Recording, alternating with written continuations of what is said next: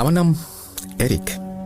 আমার বাবা একজন কৃষক ছিলেন, আর উনি ছোটবেলা থেকেই ওনার বাবা অর্থাৎ আমার দাদুর কাছ থেকে কবিরাজি দীক্ষায় দীক্ষিত হয়েছিলেন।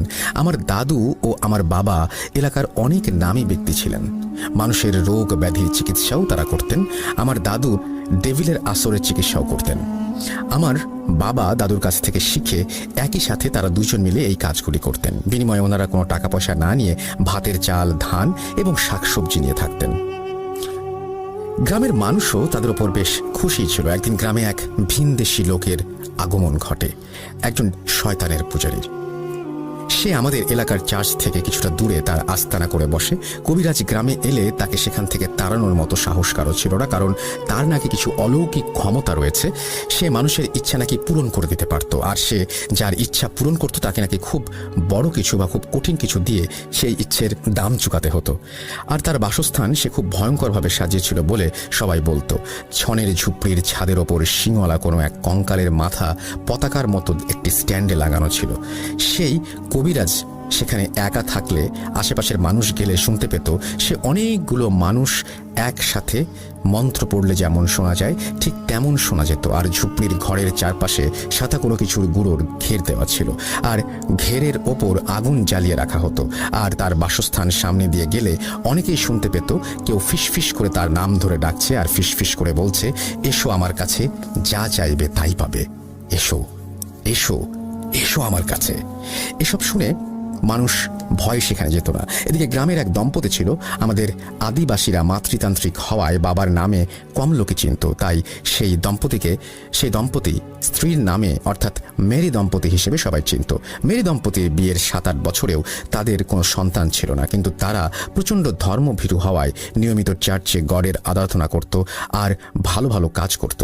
কিন্তু এক পর্যায়ে গডের ওপর তারা রুষ্ট হয়ে যান আর চলে যান সেই শয়তানের পূজারীর কাছে, কারণ এত আরাধনার পর গড তাদের কোনো সন্তান দেননি। কিন্তু তারা জানতেন না যে গডের ওপর আস্থা হারিয়ে তারা শুধু নিজেদের বিপদই না, পুরো গ্রামের জন্য বিপদ ডেকে এনেছেন। তারা সেই শয়তানের পূজারীর কাছে একটি বাচ্চার জন্য আকুল আবেদন করতে থাকে, আর সেই কবিরাজ তাদের সাহায্য করবে বলে জানায়। কিন্তু এর জন্য তাকে খুব বড় একটি কঠিন কিছু করতে হবে সেটা জানায়। সন্তান প্রাপ্তির প্রবল ইচ্ছায় তারা কি দিতে হবে না ভেবে কবিরাজের কথায় রাজি হয়ে যায়। কবিরাজ তাদের 1 মাস পরে চন্দ্রগ্রহণের সন্ধ্যায় আসতে বলে, আর কিছু জিনিসের কথা বলে যা তাদের জোগাড় করে আনতে বলা হয়। সেগুলো ছিল সদ্য জবাই করা মহিষের মাথা, কেরোসিন তেল, ভেড়ার লোমের সলতে আর একটা সম্পূর্ণ সাদা ছাগলের বাচ্চা যার বয়স 5 মাসের বেশি হওয়া যাবে না। মেরি দম্পতি সব জোগাড় যন্ত্র করে চন্দ্রগ্রহণের সন্ধ্যায় সেই কবিরাজের কাছে যায়। কবিরাজ তাদের একটি গোল বৃত্তে বসতে বলে। তারা বৃত্তে বসার পরে কবিরাজ সেই মহিষের মাথা কেরোসিন তেলে ডুবিয়ে রাখে, আর কিছুক্ষণ পর সেটি তুলে বৃত্তের মাঝে ভেড়ার লোমের সলতে দিয়ে মুড়িয়ে সেখানে আগুন ধরিয়ে দেয়। এরপর কিছু রিচুয়াল করে সেই সাদা ছাগলটিকে স্যাক্রিফাইস করে। 2টা মাটির পেয়ালায় রক্ত রেখে সেই আগুন থেকে কিছুটা ছাই তুলে পেয়ালায় মিশিয়ে খেতে বলে। খাওয়া শুরুর আগে কবিরাজ তাদের বলে যখন সময় আসবে সে তাদের কাছে তার পাওনা চাইবে, আর সেই পাওনা তাদের দিতেই হবে। কিসের পাওনা জিজ্ঞেস করলে কবিরাজ বলেন তাদের সন্তান হবে কবিরাজের রিচুয়ালের মাধ্যমে, তাই তার পেমেন্ট হিসেবে তাকে কিছু দিতে হবে, কিন্তু কি দিতে হবে সেটি নাকি কবিরাজ সময় এলেই চাইবে। মেরি দম্পতি রাজি হলে তাদের রক্ত খাওয়ানোর পরে কবিরাজ বলে আজ ভোর রাতে তাদের বাসার পেছনের জমিতে একটি পাখি মরে থাকবে, তারা যেন সেটিকে নিয়ে এসে ভালোভাবে রান্না করে সেটি দুজন মিলে খায়। তারা সম্মতি জানিয়ে চলে যায় সেদিনের মতো। এরপর 1 মাস কেটে যায়। একদিন মেরি ফ্যামিলির বাসা থেকে আমাদের বাসায় মিষ্টি আসে।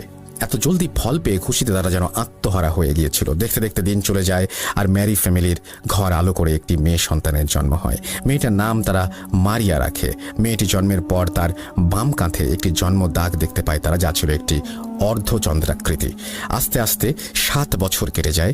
মারিয়াও বড় হতে থাকে, আর মারিয়ার বাবা মা সেই কবিরাজের কথা ভুলে যায়। কিন্তু মারিয়ার 7 বছর পূর্ণ হবার পর মারিয়ার মাঝে কিছু পরিবর্তন লক্ষ্য করা যায়। সেগুলো হচ্ছে খুব রাতে সে একা বাইরে বেরিয়ে যেত, রুমে কারোর সাথে কথা বলতো না, আর একা খেলতো। তার মা বাবা এটা দেখে তাকে জিজ্ঞেস করে যে সে কার সাথে কথা বলে। মারিয়া নাকি তখন খুব ভায়োলেন্ট হয়ে যেত আর চিৎকার করে ঘরের জিনিসপত্র ভাঙচুর করত। মারিয়া এছাড়াও সন্ধেবেলা নাকি সেই কবিরাজের বাড়িতে চলে যেত। মারিয়ার ভেতর কোনো সমস্যা আছে এই ভেবে মারিয়ার মা বাবা তাকে সেই কবিরাজের কাছে নিয়ে যায়, আর কবিরাজ তাদের যা বলে সেটি শুনে মেরি দম্পতির হুঁশ উড়ে গিয়েছিল। কবিরাজ তাদের বলে তাদের মেয়ে হচ্ছে ডেভিলের মেয়ে, মেয়ের কাঁধে যে বার্থ মার্ক ছিল সেটি নাকি ডেভিলের মার্ক, আর সে নাকি ডেভিলের বংশধর। কবিরাজ তাদের আরও জানায় সে বহু সাধনা করে ঈশ্বরের ভক্ত কোনো দম্পতি খুঁজছিল যারা ঈশ্বরকে ত্যাগ করে শয়তানের সান্নিধ্যে আসবে, আর তাদের সাথে রিচুয়াল করে সেই কবিরাজ একটি ডেভিলের বংশধর বানাবে আর তাকে দিয়ে সে কাজ করাবে। কবিরাজ এরপর তাকে বলে যে মারিয়ার বয়স 15 বছর হলে ম্যারি দম্পতি যেন মারিয়াকে তার কাছে নিয়ে যায়। 15 বছর সন্তান প্রাপ্তির আনন্দ দান করায় এটাই ছিল নাকি কবিরাজের পেমেন্ট।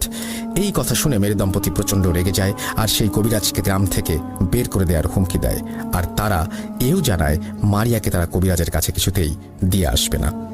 কবিরাজ এই কথা শুনে রেগে যায় আর তাদের বংশ শেষ করে দেবে বলে হুমকি দেয়। কথা কাটাকাটির এক পর্যায়ে মেরি দম্পতি সেখান থেকে চলে আসেন আর ঈশ্বর বিমুখিতার জন্য চার্চে এসে মাফ চায় আর চার্চের ফাদারের কাছে কনফেস করে তাদের পাপের কথা। চার্চের ফাদার সব শুনে আরও কয়েকজন ফাদারের সাথে পরামর্শ করেন, যাদের মধ্যে আমার দাদুও ছিলেন। তারা মারিয়াকে দেখবে আর সেই শয়তানের ছায়াতল থেকে তাকে বাঁচাবে বলে ঠিক করে। যত যাই হোক, সে তো মানুষের সন্তান, মানুষেরই জীবন তার ভেতর। শয়তানের কাছ থেকে গডের চাইল্ডকে তারা রক্ষা করতে নিজেদের সমস্ত অভিজ্ঞতা ঢেলে দিতে প্রস্তুত হয়ে যায়। অবশেষে 2 দিন পর আমার দাদু আমার বাবা মেরি দম্পতির বাসায় যান মারিয়ার কন্ডিশন বুঝতে। আমার বাবা আর দাদু ফিরে এসে সেই বাসার কথা আলাপ করছিলেন, আর আমি তখন ওনাদের কথা শুনি। ওনাদের বর্ণনা মতে মারিয়াদের বাসা ছিল মাটির তৈরি, ভেতরে 3টা ঘর, একটা মেরি দম্পতির ঘর, একটি মারিয়ার ঘর, আর একটি মারিয়ার প্রয়াত দাদা দাদির ঘর। সেখানে সামনে ছিল গোয়াল ঘর আর উঠোন এবং রান্নাঘর। মারিয়ার বাসায় ঈশ্বরের আরাধনার কোনো জিনিস ছিল না। সন্ধ্যা হবার ফলে ঘরের ভেতরে কুপিবাতি জ্বলছিল আর তার আলোতে পরিবেশটা যেন কেমন থমথমে আর ভয়ঙ্কর লাগছিল। বাসায় গডের কোনো বই আর কিছু জিনিস নেই কেন জিজ্ঞেস করলে মেরি দম্পতি মাথা নিচু করে থাকে, কিছু বলতে পারে না। তারা মারিয়ার মা বাবার সাথে কথা বলে সবকিছু আরও একবার শুনে মারিয়ার রুমে ওকে দেখতে যাবে বলে জানায়। মারিয়ার ঘরের কুপিবাতিটা খুব মিটমিট করে জ্বলছিল, কিন্তু মারিয়াকে ভালোভাবে দেখা যাচ্ছিল না। মারিয়া তাদের দেখে এমন কর্কশ একটা হাসি দেয় যা শুনে উপস্থিত সবার নাকি বুকের রক্ত পানি হয়ে গিয়েছিল।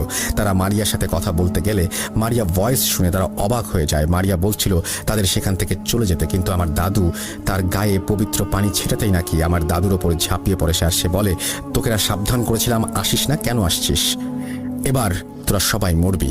এই বলে মারিয়া নিজের মাঝে ফিরে আসে আর আমার দাদুর কথা শুনে ওনাকে চিনতে পেরে তাকে জিজ্ঞেস করে তারা এখানে কেন।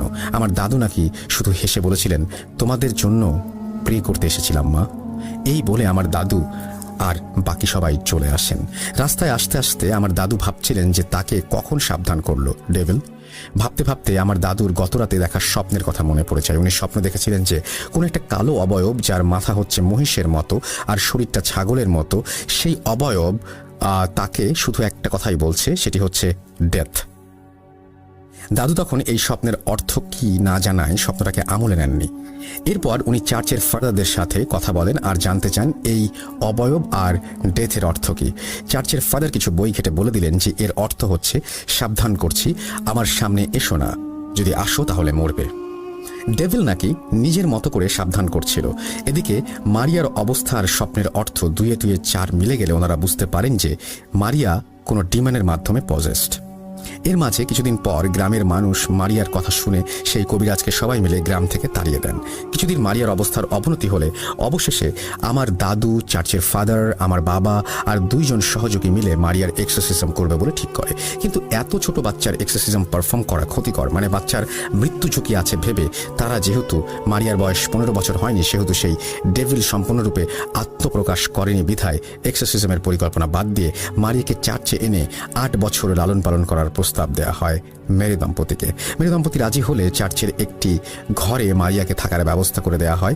ঈশ্বরের ঘরে থাকার ফলে মারিয়ার ভেতর এই 8 বছর তেমন কোনো সমস্যা না দেখা গেলেও যেদিন মারিয়ার বয়স 15 বছর হয়েছিল সেদিন সকালে দেখা যায় মারিয়া চার্চের প্রেয়ার রুমের সামনে পড়ে আছে, আর তার 2 পায়ের মাঝে সরু একটা বাঁশের কঞ্চি রাখা, আর মুখ দিয়ে গেঁজা বের হচ্ছে। মারিয়াকে সুস্থ করতে আমার দাদু কাজে লেগে যান। উনি চিকিৎসার পাশাপাশি কবিরাজি করতেন, চিকিৎসা ছিল তার মূল কাজ। এদিকে মারিয়ার বয়স 15 বছর হবার দিন সেই কবিরাজ কোথা থেকে যেন মেরি দম্পতির বাসায় ফিরে আসে আর মারিয়াকে সে চাইতে থাকে। গ্রামের মানুষ জড়ো হয়ে কবিরাজকে বাধা দিবে, এমন সময় মারিয়া কোথা থেকে যেন চলে আসে সেই কবিরাজের সামনে, আর মারিয়ার চেহারা আর ওর গলার আওয়াজ একেবারে পাল্টে গিয়েছিল। সেই সময় মারিয়াকে দিতে অস্বীকৃতি জানানোর অপরাধে মারিয়া শুরুতে নিজের বাবা মার সামনে দাঁড়িয়ে 2 হাত দিয়ে জোরে ওর বাবার মাথায় চড় দিয়ে ফেলে দেয়। মারিয়ার বাবার কান আর নাক দিয়ে প্রচণ্ড রক্ত বের হচ্ছিল, আর তা দেখে মারিয়ার মা অজ্ঞান হয়ে যান। এদিকে গ্রামবাসী ক্ষুব্ধ হয়ে কবিরাজকে গণপিটুনি দিতে গেলে কবিরাজ কোনোভাবে পালিয়ে বেঁচে যায়। কিছুদিন পর চার্চের ফাদার এসে মারিয়াকে কয়েকজনের সাহায্যে রুমে নিয়ে গিয়ে বেঁধে ফেলে আর আমার দাদুকে বাসায় ডাকতে আসেন। এদিকে আমার দাদুর অবস্থা ছিল অনেকটা খারাপ। মারিয়ার চিকিৎসা করার সময় আমার দাদু অজ্ঞান হয়ে গিয়েছিল, কিন্তু কেন সেটি আমি কখনো তার কাছ থেকে শুনিনি বা আমার দাদু আমার কাছে কোনোদিন সেটা বলেনি। এরপর আমার বাবা, আমার দাদু আর চার্চের ফাদার মিলে শুরু করতে চান মারিয়ার এক্সরসিজম। মারিয়াকে তার ঘরে 4-5 জন পুরুষ মিলে ধরে রেখেছিল, কিন্তু কিছুতেই তাকে কন্ট্রোল করা যাচ্ছিল না। অবশেষে আমার দাদু আর ফাদার মিলে বিছানার চারপাশে ঘের দিয়ে সেই ঘেরের ভেতর একটু শাবল মাটিতে পুঁতে দেন, আর মারিয়া একেবারে চুপ হয়ে যায়। আমার দাদু বলেছিলেন এভাবে নাকি কোনো শয়তানকে বশ করা যায়। তখন মারিয়াকে জিজ্ঞেস করা হয় সে কেন মারিয়াকে ধরেছে। এই কথা শুনে মারিয়া কথা বলতে শুরু করে। মারিয়ার গলায় শয়তানটি বলছিল তার নাম হচ্ছে নারুস। নারুস নাকি মারিয়ার ভাই। এই কথা শুনে উপস্থিত সবাই অবাক হয়ে যায় আর এর মানে জিজ্ঞাসা করে। মারিয়া বলতে থাকে কবিরাজের দেয়া রক্ত আর জমিতে পড়ে থাকা পাখির মাংস খেয়ে তারা নাকি নারুসকে আহ্বান করে, কিন্তু ততদিনে মেরি দম্পতি অলরেডি নাকি প্রেগনেন্ট ছিল মারিয়ার সাথে, তাই নারুস নাকি জন্ম নিতে পারেনি, কিন্তু যমজ হিসেবে মারিয়ার সাথে একই শরীরে বসবাস করতে শুরু করে। এই কথা শুনে সবাই ভয় পেয়ে যায় আর আমার দাদু বাইবেল হাতে ভার্স পড়া শুরু করেন। উনি বারবার মারিয়ার সামনে ক্রস আঁকছিলেন আর নিজের গলায় থাকা ক্রস মারিয়ার শরীরে লাগাচ্ছিলেন, আর মারিয়া আর্তচিৎকারে ভেসে যাচ্ছিল এলাকা। হঠাৎ প্রবল বৃষ্টি শুরু হয় আর ঘরের কুপিবাতি বাতাসের ঝটকায় নিভিনুভু হয়ে পড়ে। এরপর একজন গিয়ে সেই বাতির পাশে হাত দিয়ে সেটিকে জ্বলতে সহায়তা করে। সম্পূর্ণ এলাকাটাতে যেন হাজার হাজার কণ্ঠ ফিস ফিস করে বলছে গড এখানে নেই, গড এখানে নেই। এরপর চার্চের ফাদার আর আমার দাদু দুজন মিলে আমার বাবা আর সবার সাহায্যে মারিয়াকে চার্চের ভেতরে নিয়ে আসার পরিকল্পনা করেন। যথারীতি মারিয়াকে চার্চে আনা হয়, আর আনতে গিয়ে আমার দাদুর 1 পায়ের মাঝে বাঁশের ছোট কঞ্চি ঢুকে যায় এবং তিনি আহত হন, কিন্তু উনি হাল ছেড়ে দেননি। চার্চে এনে মারিয়ার এক্সারসাইজ করা হয়, কিন্তু কয়েক ঘন্টা চেষ্টা করেও তাকে সুস্থ করা যায়নি। মারিয়াকে চার্চের প্রেয়ার ঘরে রাখা চেয়ারে বেঁধে তাকে গডের নামে চলে যেতে বলা হয়, কিন্তু সে যাবে না বলে জানায়। অবশেষে সবাই মিলে বাইবেলের ভার্স পড়ে মারিয়াকে মাঝখানে রেখে বৃত্তাকার ভাবে দাঁড়িয়ে অনেক রকম কাজ করার পরে একসময় নারুস কিছুটা দুর্বল হয়ে পড়ে। আরেকটু পর মারিয়ার আওয়াজ শোনা যায়। সবাই ভাবে মারিয়া হয়তো সুস্থ হয়ে গেছে। আমার দাদু তার হাতে একটি তাবিজ বেঁধে মারিয়ার ফাদারকে বলেন এই তাবিজ যেদিন হাত থেকে খুলবে সেদিন আর কিছুই করার থাকবে না। এরপর মারিয়াকে চেয়ার থেকে খুলে বাসায় নিয়ে আসতে গেলে মারিয়া সবাইকে ধাক্কা দিয়ে ছিটকে ফেলে দেয় আর কোথায় যেন চলে যায়, আর সবার কানে বাজে ভাবে হাসার আওয়াজ শোনা যায়, কিন্তু হাসির আওয়াজটা কোথা থেকে আসছে সেটা কেউ বুঝতে পারছিল না। হঠাৎ আমার দাদুর পা কিছু একটাতে জড়িয়ে ধরে এবং কেটে যাওয়া অংশটা নখের আঁচড় দিয়ে কামড় বসিয়ে দিয়ে মাংস চিড়ে খেতে শুরু করে। আমার দাদু চিৎকার দেয় এবং সবাই মারিয়াকে ধরে আবার চেয়ারে বসাতে গেলে মারিয়া সবাইকে ধাক্কা দিয়ে ফেলে কোথায় যেন চলে যায়। এরপর থেকে মারিয়াকে আর কোনোদিন গ্রামে দেখা যায়নি। এরপর আমার দাদু আমার বাবাকে বলেন হাত চালান দিতে।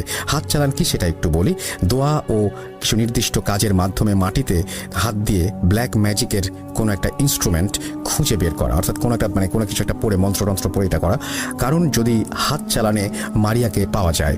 আমার বাবা হাত চালান দিয়ে চার্চ থেকে একটু দূরে একটা জায়গায় অজ্ঞান হয়ে যায়। সেই জায়গা খুঁড়ে একটি মরা পাখি পাওয়া যায়। এরপর সেটিকে চার্চে এনে আগুনে পুড়িয়ে ফেলা হয়, কিন্তু মারিয়াকে আর কখনো খুঁজে পাওয়া যায়নি। লোকমুখে শোনা যায় যে কালো ঘোমটা দিয়ে মারিয়াকে মাঝে মাঝে নাকি গ্রামে দেখা যেত, কিন্তু সেটি মারিয়াই কিনা সে বিষয়ে কেউ সার্টেনলি কিছু বলেনি। মারিয়ার বাবা মারিয়া ওইভাবে মরে যাবার পর থেকে পাগল হয়ে যায় আর রাস্তায় রাস্তায় ঘুরে বেড়াতেন উনি। মারিয়ার মা সবকিছু নিজ চোখে দেখে পাথর হয়ে গিয়েছিলেন। মানুষের বাসায় ভিক্ষা করে খেতেন, কিন্তু কখনো ভিক্ষার জন্য উনি কারো কাছে কিছু চাইতেন না, চুপ করে থাকতেন। আর আমার দাদুর পায়ের অংশে মারিয়ার কামড়ের পর সেই অংশ পৌঁছে গিয়ে 1 মাসের মাঝে আমার দাদুও মারা যান। ডেভিল আমার দাদুকে স্বপ্নে সাবধান করেছিল, কিন্তু দাদু বুঝেননি, তাই আজ উনি আমাদের মাঝে নেই। ডেভিল তার ওয়ার্নিং পূরণ করে দেখিয়েছিল।